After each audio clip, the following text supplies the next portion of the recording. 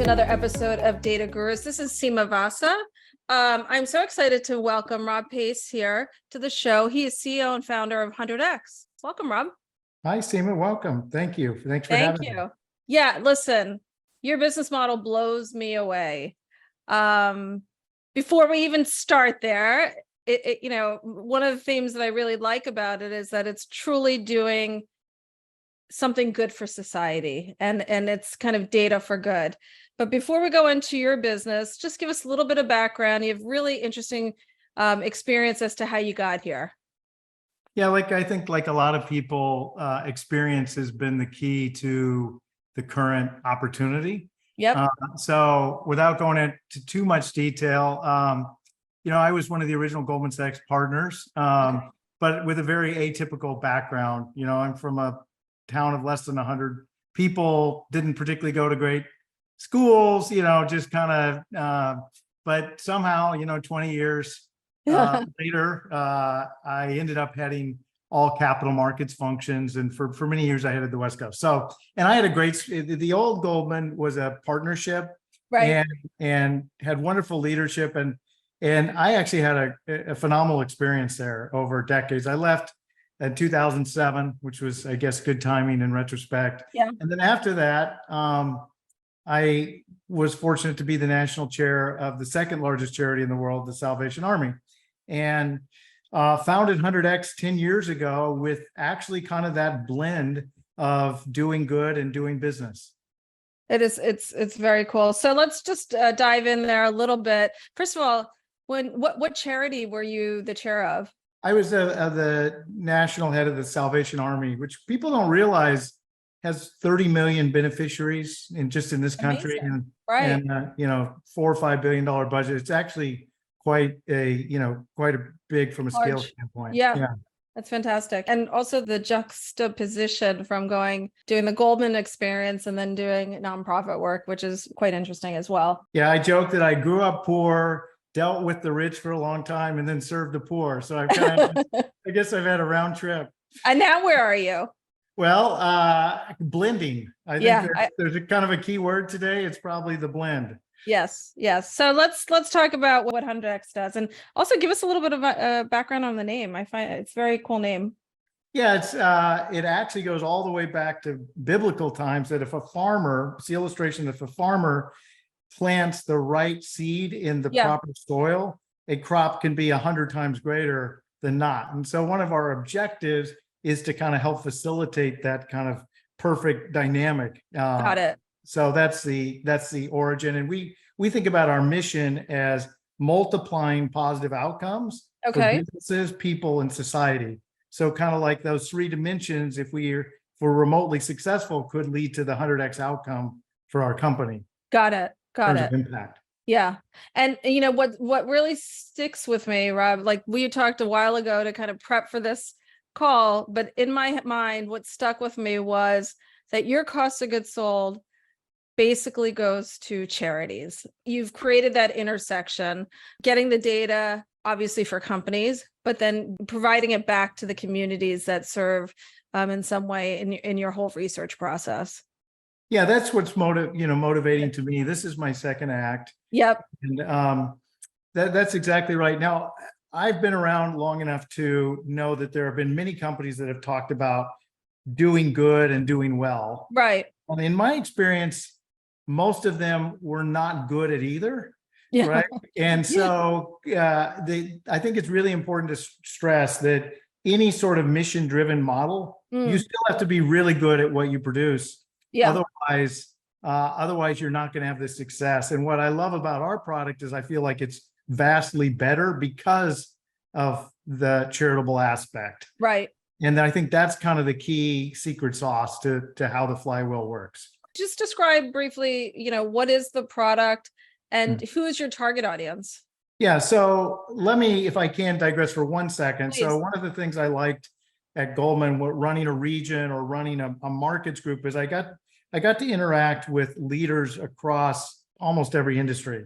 No. I'd often ask them, tell me about their business, and she or he would, every once in a while, I find that leader that true north was like customer result, customer outcome, right? And those companies always won. And they always won because they pivoted, they didn't have sacred cows. But most companies, if they're honest, are organized around sales or products. In other words, outputs versus outcomes. Right. That got me thinking like, wow, why isn't it that modern businesses aren't organized around results, outcomes?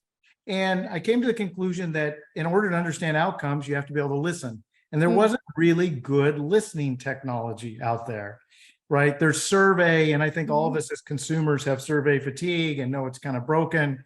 There's scraping social media, but we call that the loud versus the crowd. So how can you source the real view of the actual consumer in terms of what their experiences are? And if you have the highest quality data set for that, there's a lot of vertical markets, right? There's investors, who's going to win in the market is it's fundamental to investing. Sure. Yeah. Fundamental to strategy development. Yep. Having the right kind of ad. So it's really kind of a core foundational technology if you can become the best listening source. So that's the problem we're solving, is helping leaders listen and have a higher quality predictive source of data. Now, then the question is, where do you get that? Right. And what incentive can you provide to regular customers to get you the data that is actually valuable? And so that's where the experience of heading a charity was so fundamental. Because if you understand charities, all of them need money. Right. It's pretty much the bane of their existence. Right. And the second thing is they have audience. And you just think about the things that all of us are doing for charities that we care about, whether it's a rare disease or you have kids or schools, et cetera, you're highly motivated. So we hit upon the notion of, if we could raise sufficient capital, that we could create fundraisers across the country where the supporters of those charities contributed by sharing those insights on their experiences with brands with us. And then that's how our entire cost of goods sold goes to charity. That allows us to create high quality data and insights, and it's a virtuous cycle. So that's our business model. That's amazing. I want to go back to something that you said that kind of led you to starting this business in some ways. And it was around listening and thinking about outcomes versus, I guess, results. Or outputs. Right. But would one argue, and we'll come back to the business model, would one argue that the outcome is increasing shareholder value? Like that's the outcome they want to predict? Yeah, but over what time frame? So let me give you. That goes into the short is like the short frame thinking, right? Right. Yeah. Yeah. Okay. So much of, let's take the investing world, which I know you know quite well. Yes. So much of that is based on earnings, near-term results. In fact, if anything, transactional data has put additional pressure to be good every day, every week. Yes. Yes. Right? There's nowhere to hide. Yeah. There's like no horizon. Yeah. Right. But let's just take, my old world on Wall Street. In 2005, 2006, 2007, all the firms were crushing it. You go back, but were they really? Yeah. Right. They were selling products which weren't good to society. And so the PE multiple or the sustainability of those earnings were almost negative. Right. So it all comes back to time frame. Right. And yeah, the time frame. And then also it in some ways it is, what's the outcome that benefits society in some ways? Like what's the long-term vision? Yeah, and I think it's at an individual level and a macro level. So if companies produce products which solve problems, that's a very good thing, right? Yeah. That works in higher productivity, which has all this kind of positive results. Right. If we can create unique source of funding for nonprofits, that's a great outcome.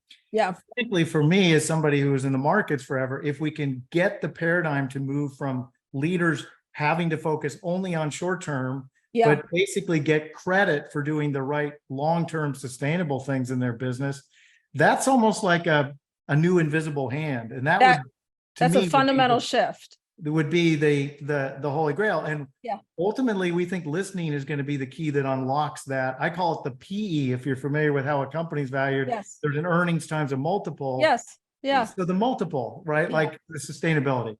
I love it. Okay, let's break this down. How specifically do you get people how do you listen to people? Just break it down on a very granular level, because it's very unique. And I think the listeners would love to understand that.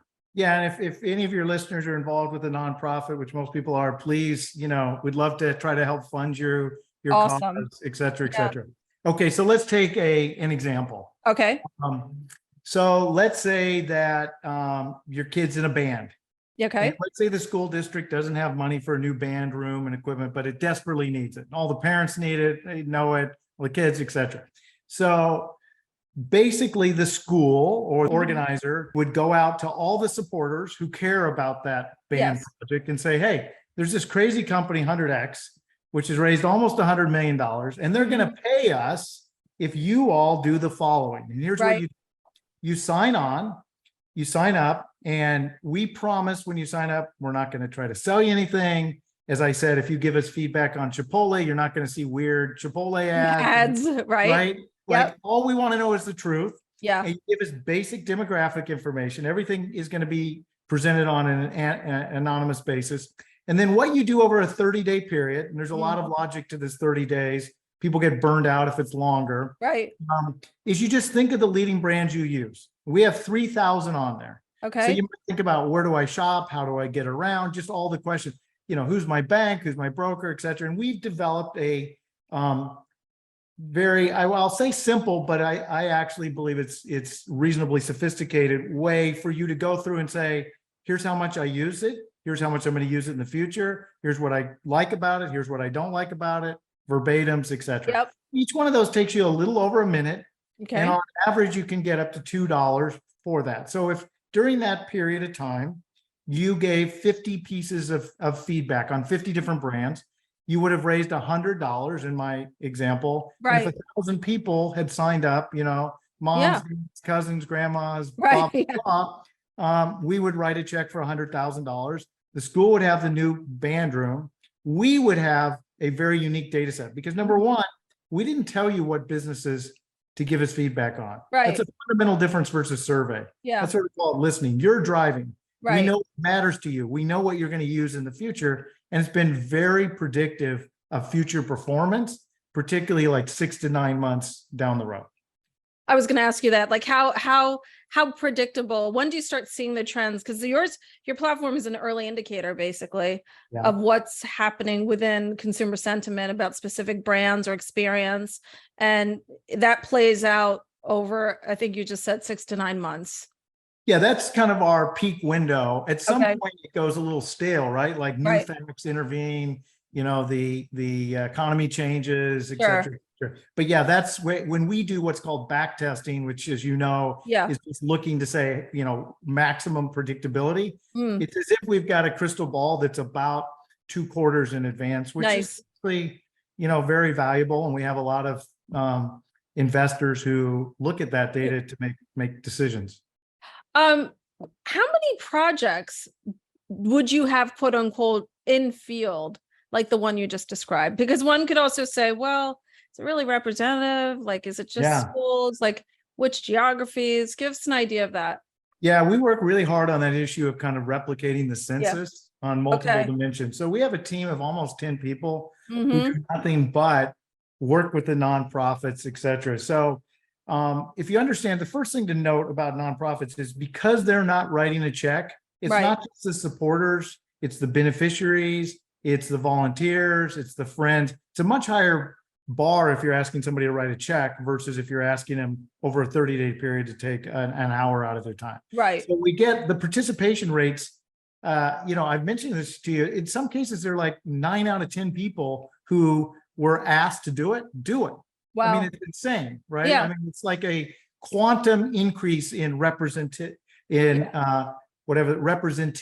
being representative. Right. Yes. Okay. Sorry. So at any given time, we're going to source right now about 300,000 data points every month.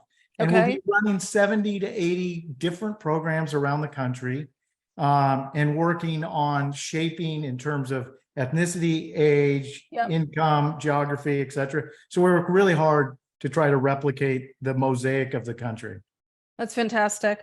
What have been some complaints about the data or the platform? Well, let's see. Or First is like, how about challenges? Challenge is a better all right, word. well, complaints are fine Yeah, too. fine. Okay. Well, at first you can imagine the nonprofits, sadly, nonprofits have been not treated well by a lot of corporates. Yeah. So the first was, this is too good to be true, right? Yeah. So that issue got solved with just people getting checks and going, wow, it actually hit my bank account. And Yeah. They believed is that you. great? Yeah. Right. I will tell you that, I have been surprised at the data buyers, right? Like, so Okay. particularly the corporate is our largest market, Right. right? And it's really for them to be able to see more benchmark data and more predictive data, et cetera. But sadly, and you probably will recognize this, there's a lot of people inside organizations that don't want independent, unfiltered, uncontrollable data that Yeah. they can't, so Yeah. there's been a little bit candidly of having to kind of overcome the corporate defenses, Yes. if Yeah. you will, because it's pretty scary, right? You don't control, we don't Right. control. Right. I often say, look, my opinion means nothing, but 60,000 consumers on Walmart Yeah. does. So that's been one thing that I didn't fully anticipate. Mhm. I'd say also interpretation. So for example, when we say to people, are you going to eat more at McDonald's in the next 12 months? Right. Future purchase intent. Yes. They, in their mind, place themselves in kind of their ideal future state. Right. So I have been planning on losing 10 pounds for over 20 years. Yeah. If you ask me my future weight, it would be my current weight minus 10. Yeah. So what I had to learn, or what we had to learn, was interpretation. Right. And this Okay. is why seasoning of data sets are so important. So for example, what we have learned, let's take a brand like McDonald's, which has done quite well. What you have to do is look at the spread in the data versus Dairy Queen and Wendy's and Burger King, et cetera, and look at the trend versus the absolute. So it's relative. Right. It's relative to competition, and also understanding the overall month to month, week to week change.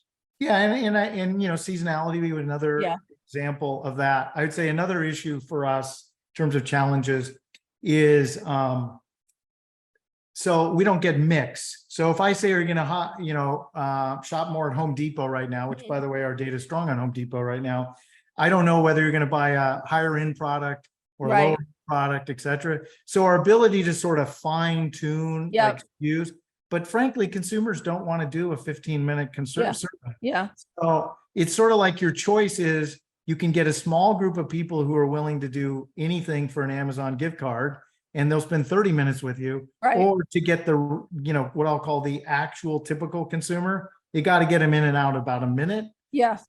So we solve sort of the big picture, but not necessarily the highly granular. Drilling down by category or SKU or whatever that might be. Exactly. Okay.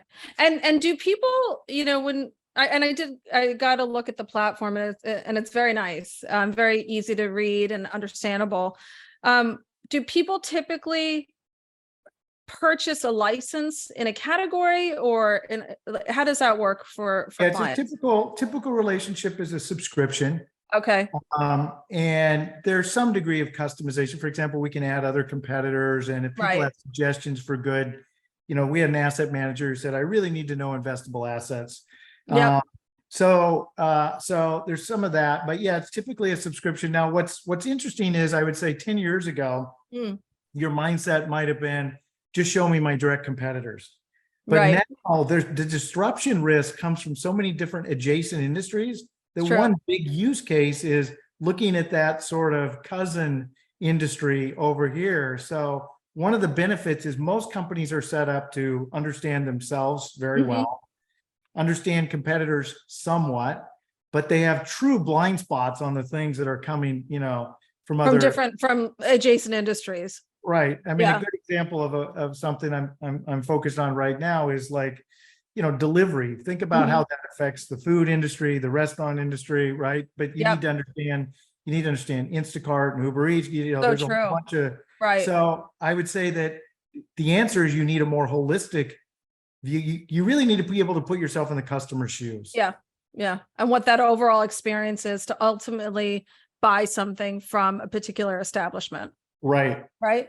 And what else? See, because we have full wallet, right? We know not just we know that, not just, that you buy Nikes, but we know what you think of 50 other brands. Right, So we right. can have a sense of like how you make decisions. Interesting.